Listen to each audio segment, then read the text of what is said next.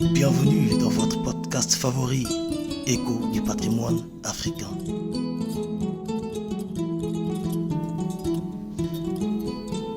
Si l'océan Atlantique pouvait parler, il nous donnerait le nombre exact des esclaves transportés dans des bateaux qui naviguaient dans ces eaux douces.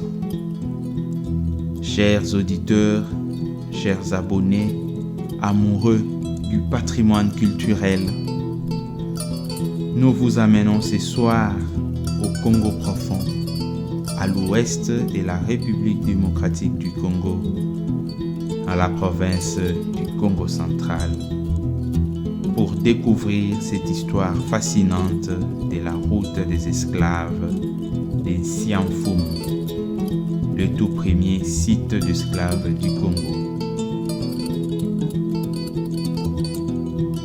Nous sommes au XVIe siècle dans le territoire des Mwanda sur la côte atlantique. Sianfoum, dont le nom signifie village du chef, et ces côtes où sont partis les esclaves congolais. Sianfoum, c'est à la fois le marché des esclaves, les lieux de cantonnement ainsi que le lieu d'embarquement.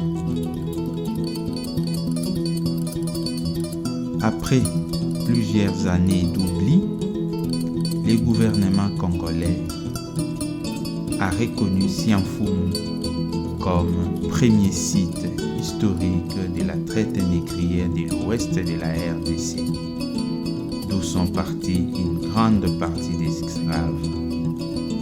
C'est dans la région de Sianfoum, avec ses entités traditionnelles, qu'étaient capturés, regroupés, enchaînés, embarqués et expédiés les esclaves au XVe siècle.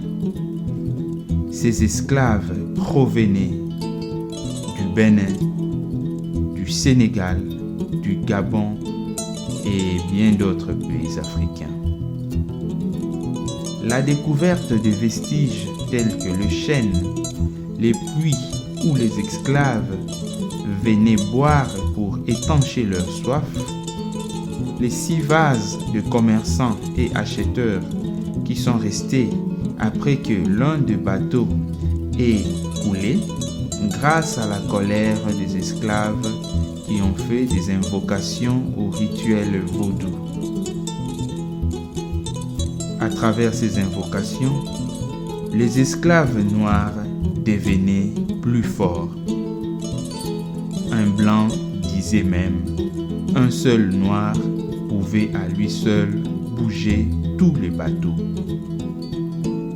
Il y a le palmier datant de 6 siècles et plusieurs pierres sur la côte marquant les lieux d'atterrissage.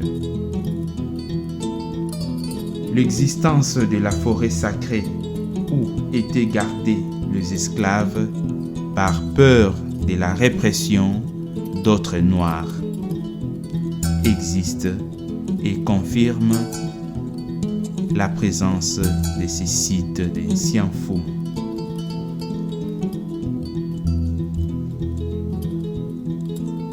Aujourd'hui, il est prévu la construction d'une stèle de souvenirs.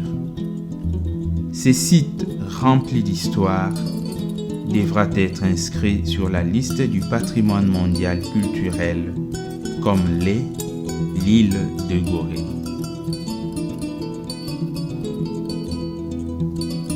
J'espère que notre histoire sur la route de Sianfoum vous a plu. Nous comptons vous relater d'autres histoires sur le patrimoine au prochain numéro. N'oubliez pas de liker, d'aimer et de partager cette information. Merci.